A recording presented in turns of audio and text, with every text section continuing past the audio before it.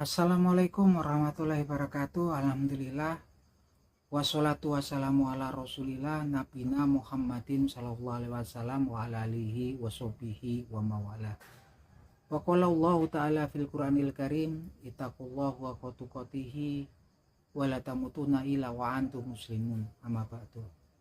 Alhamdulillah, selamat pagi para sedulur-sedulur yang saya cintai dan semoga dicintai oleh Allah Subhanahu wa taala. Marilah kita bersyukur atas kehadiran Allah Subhanahu wa taala yang telah melimpahkan rahmat dan kasih sayangnya kepada kita semua sehingga kita bisa berjumpa dan berkumpul di channel YouTube saya di pagi hari yang cerah ini. Tak lupa sholawat dan salam kita curahkan untuk Nabi Muhammad SAW yang telah melepaskan umat manusia dari jurang jahiliyahan menuju ketaatan dan pengabdian pada Allah Subhanahu wa taala. Oke para sedulur, jadi beberapa waktu belakangan ini, sekitar 1 tahun belakangan ini sangatlah intens ya. Ada kemudian ulama-ulama tertentu, pendakwah tertentu, penceramah tertentu yang kemudian dilabeli oleh kelompok tertentu di internal umat Islam sebagai kelompok ataupun orang-orang Wahabi. Yang sebetulnya orang-orang yang dilabeli sebagai kelompok Wahabi ini sendiri ya, orang nggak pernah mendeklarasikan, nggak pernah menyatakan bahwasanya mereka adalah orang-orang Wahabi gitu kan. Ini memang sepihak ya, dan klaim Wahabi ini memang kemudian konotasinya agak suatu yang terasosiasi dengan sesuatu yang negatif ya, yaitu kelompok ataupun orang-orang yang beraliran Islam garis keras yang menimbulkan perpecahan, friksi, dan dikatakan selalu mengkafir-kafirkan orang-orang Islam yang lain. Dan memang kemudian banyak dari kita kemudian pengen tahu, dan saya juga sangat kaget karena ternyata yang dilabeli oleh orang-orang tertentu itu adalah ustadz-ustadz yang menurut saya ustadz yang memang adem, damai, dan dakwahnya memang jauh dari kata-kata permusuhan, jauh dari kata-kata menebarkan kebencian, dan jauh daripada kemudian mengkafir-kafirkan orang-orang Islam yang di luar golongannya menurut mereka. Ini ustadz-ustadz yang bagus banget, ustadz-ustadz yang memang memiliki landasan pendidikan, basic keilmuan yang bisa menjadi referensi untuk kita semua. Saya justru kaget kemudian ketika orang-orang seperti Ustadz Khalid Basalamah, kemudian Ustadz Syafiq Riza Basalamah gitu kan, ulama-ulama ini kayak Ustadz Khalid Basalamah ini nggak sembarangan kan, dia yang menempuh pendidikan formalnya salah satunya sampai sarjana ya, S1-nya di Universitas Madinah di Arab Saudi teman-teman. Begitupun juga Ustadz Syafiq Riza Basalamah ini luar biasa sekali ternyata, nggak cuman keilmuannya yang mumpuni, tapi seperti Ustadz Syafiq Riza Basalamah ini nggak cuman kemudian sarjana atau S1-nya, tapi bahkan S2-nya juga di Universitas Madinah di Saudi Arabia. Ini luar biasa. Jadi kalau sebagai keilmuan agamanya tentunya memang kemudian bisa menjadi referensi, dia punya pondasi yang kuat ya tentunya. Nggak sembarangan nih Ustadz Khalid Basalamah, Ustadz Syafiq Riza Basalamah. Dan memang kemudian tercermin daripada dakwah-dakwah ataupun ceramah mereka yang mana penuh itu ilmunya, lumayan gitu kan, betul-betul mantap ya kalau saya pikir ini kan. Dan mereka juga dakwah mereka cuman selalu dilandasi dengan kata-kata kalimat qalallahu ta'ala fil Qur'anil Karim wa qala Rasulullah sallallahu alaihi wasallam. Berfirman Allah Subhanahu wa taala di Al-Qur'anul Karim, dan kemudian bersabda Rasulullah SAW dalam hadisnya. Ini jadi dilandasi mereka menyampaikan dakwah-dakwah mereka dengan dasar-dasar yang sangat kuat sekali, bukan berdasarkan analisa mereka, bukan berdasarkan pendapat mereka pribadi, selalu disandarkan pada firman-Nya Allah Subhanahu wa taala di Al-Qur'anul Karim, dan selalu disandarkan pada hadis-hadisnya Nabi Muhammad SAW.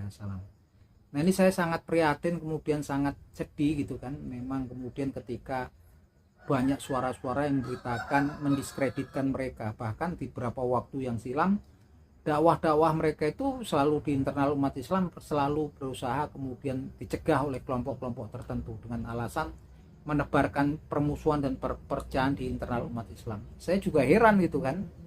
Tapi yang jelas teman-teman, ketika di internal umat Islam kemudian ada saling perselisihan, friksi atau saling serang menyerang, ya itu intinya memang kemudian sudah banyak orang-orang munafik bermunculan. Karena ciri khas orang munafik salah satunya ya menebarkan intrik, menebarkan perselisihan, permusuhan, dan selalu diawali dengan perdebatan-perdebatan yang nggak penting gitu kan, yang tentunya targetnya malah internal umat Islam. Karena orang munafik sendiri adalah orang-orang yang sebetulnya orang-orang yang secara lahiriahnya adalah orang-orang Islam. Mereka beribadah seperti kita, mereka kemudian mempelajari kitabullah juga seperti kita. Cuman bedanya memang orang munafik ini dari dasar hatinya yang paling dalam dia tidak beriman pada Allah SWT. Dari dasar hatinya yang paling dalam mereka membenci Islam. Tapi siapa yang tahu kemudian tentang orang-orang munafik ini? Ya tentunya mereka ini ya nggak ada yang tahu kecuali Allah Subhanahu Wa Taala dan mereka sendiri gitu kan, tentang kebencian mereka terhadap Islam. Dan ini memang sudah terjadi dari zamannya Nabi Muhammad SAW ketika beliau berada di Yathrib atau Madinah, di mana Ibunda Aisyah radhiyallahu anha pun sempat mendapatkan intrik, mendapatkan fitnah dari orang-orang munafik ya di Madinah dulu. Tapi kemudian Allah Subhanahu Wa Taala menjelaskan dalam firman-firmannya di Al-Quranul Karim bahwasanya Ibunda Aisyah radhiyallahu anha bersih daripada fitnah ataupun tuduhan-tuduhan orang munafik. Nah ini kalau kemudian timbul friksi seperti itu kan sekarang kan rame ya selalu gitu kan. Ini yang menghembuskan ya sebagian besar orang-orang ya orang-orang munafik yang tentunya kita nggak akan pernah tahu siapa mereka. Tapi tanda-tandanya orang munafik itu sebenarnya juga sudah disebutkan. Salah satunya memang kemudian selalu menebarkan fitnah, perselisihan di internal umat Islam.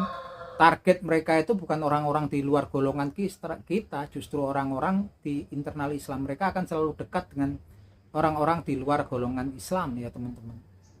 Dan kemudian kita bisa lihat kan memang mereka juga pandai berbicara gitu kan. Dan bahkan Rasulullah SAW pun sudah menjelaskan di hadis-hadisnya bahwasanya kekhawatiran beliau adalah munculnya orang-orang munafik yang pandai berbicara gitu kan. Dalam hadisnya Nabi Muhammad SAW menjelaskan sebagai berikut, Bismillahirrahmanirrahim, Inna akhwafa ma'akhofu alaikum ba'di ulu munafikin alamulasan. Yang artinya sebagai berikut, sesuatu yang sangat aku khawatirkan atas kalian sepeninggalku adalah munculnya orang-orang munafik yang mereka pandai berbicara. Jadi Rasulullah ini sudah menengarai ini bahayanya kemudian orang-orang munafik yang mereka pandai berbicara, karena mereka akan merusak dari dalam internal Islam. Kalau kayak penyakit nih ya penyakitnya bukan dari luar, kayak penyakit kulit ya gampang ngobatinya gitu kan, kudis, kura, panu gitu kan dari luar.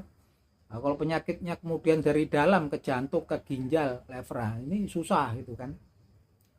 Dan ciri khasnya sebenarnya orang munafik pun sudah dijelaskan salah satunya oleh Rasul ya, dalam sebuah hadis yang diriwayatkan oleh sahabat Abu Hurairah ya. Ini yang bunyinya sebagai berikut, Bismillahirrahmanirrahim. Ayatul munafikin thalasa. Idza haddasa kazab wa idza wa'adda akhlaf wa idza utuminafan. Yang artinya sebagai berikut, ciri-cirinya orang munafik itu ada 3. Apabila mereka berbicara, mereka itu berdusta. Dan apabila mereka kemudian berjanji, mereka akan mengingkari janjinya. Dan mereka apabila kemudian mereka diberikan amanah, mereka akan berkhianat. Teman-teman, kita akan bisa lihat ya, bahkan untuk tokoh-tokoh di negeri kita ini kan banyak yang bercerita ya sebenarnya kebohongan gitu kan. Ini mau produksi berapa ribu jumlahnya ini gitu kan, kendaraan seperti ini, nanti yang pesan udah ratusan ribu gitu kan, secara ternyata nggak ada buktinya. Sekarang itu kan gambaran, jadi mungkin ya secara enggak ini kemudian kita bisa ngelihat gitu kan siapa-siapa yang ini kan. Kemudian kalau kemudian berkata berdusta, kemudian kalau dikasih berjanji juga bohong, nggak menepati janjinya. Kemudian kalau dikasih amanah malah berkhianat gitu kan. Ya, mungkin kita bisa menilai sendirilah. Jadi kita harus pandai-pandai. Yang jelas orang munafik ini sangatlah berbahaya karena memang masuk dari internal umat Islam. Dan memang diberitakan oleh Allah Subhanahu wa taala. Bahkan mereka ini ya mengakunya orang Islam, mengakunya beriman kepada Allah Subhanahu wa taala dan Rasulullah. Dalam surat Al-Baqarah Ayat 8 Allah Subhanahu wa taala menyinggung keberadaan orang-orang munafik ini. Yang bunyinya sebagai berikut ayatnya. Wa minan nasi mayaqulu amanna billahi wal yaumil akhir wa ma hum bimumin. Dan ada dari kalangan manusia itu ada yang nanti mereka mengaku ya, mereka bahwasanya mereka beriman pada Allah Subhanahu wa taala, dan kemudian mereka beriman pada hari akhir, tapi mereka sesungguhnya bukan orang-orang yang beriman. Inilah sindiran Allah Subhanahu wa taala terhadap orang-orang munafik itu kan.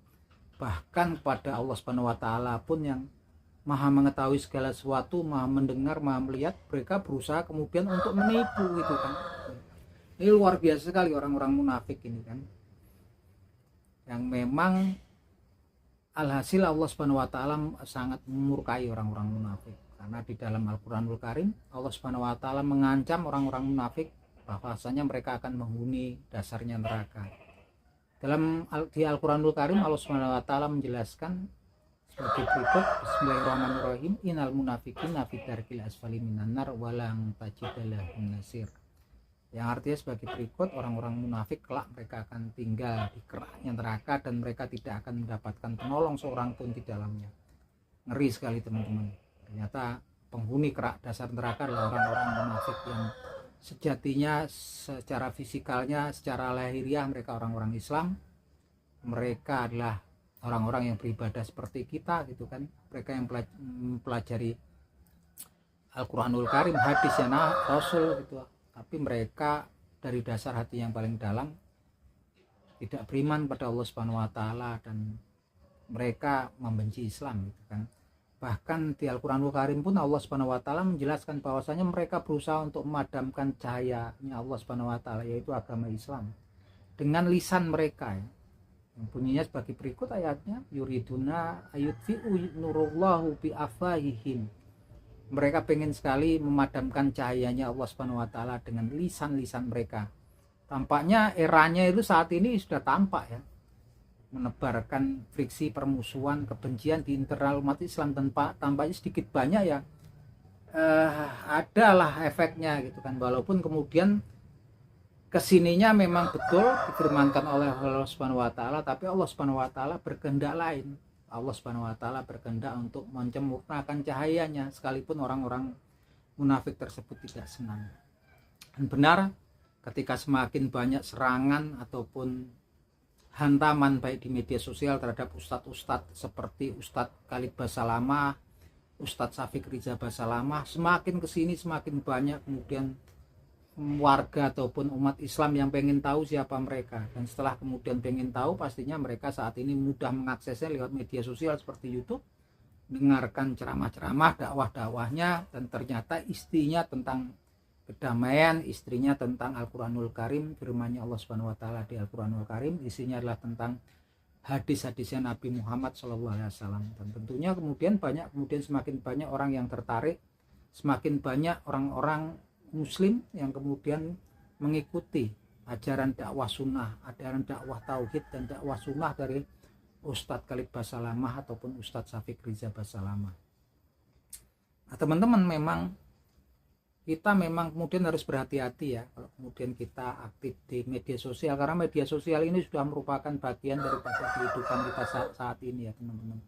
Saya pikir sudah merupakan kebutuhan pokok. Jangan sampai kemudian kita melihat tokoh-tokoh tertentu dengan kepandaian mereka berbicara, kepandaian mereka tentang menyebutkan firman-firmannya Allah Subhanahu wa taala, kelihayan mereka kemudian untuk menjelaskan hadis-hadisnya Nabi Muhammad SAW gitu kan. Tapi sebetulnya kemudian dibumbui, ditambahi dengan unsur-unsur kebencian, unsur-unsur perselisihan, permusuhan di internal umat Islam. Ini ciri khasnya internal umat Islam. Ini sangat berbahaya sekali. Karena sayang kalau kemudian sampai kita terpengaruh, kemudian masuk dalam golongan orang-orang munafik, maka niscaya janjinya Allah Subhanahu wa taala terhadap orang-orang munafik inilah mereka kelak akan tinggalnya di keraknya api neraka, masih diikuti di belakangnya, mereka tidak akan pernah mendapatkan penolong di dalamnya.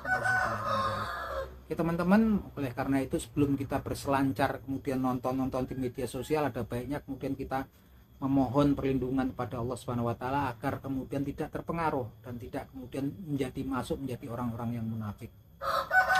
Nah, itu aja teman-teman, semoga semakin hari semakin banyak orang-orang yang mendukung, mengikuti dakwah, jalan dakwah dan ceramah dakwah tauhid, dakwah sunnah daripada Ustadz Khalid Basalamah, Ustadz Syafiq Riza Basalamah. Dan saat ini memang kemudian mulai bermunculan.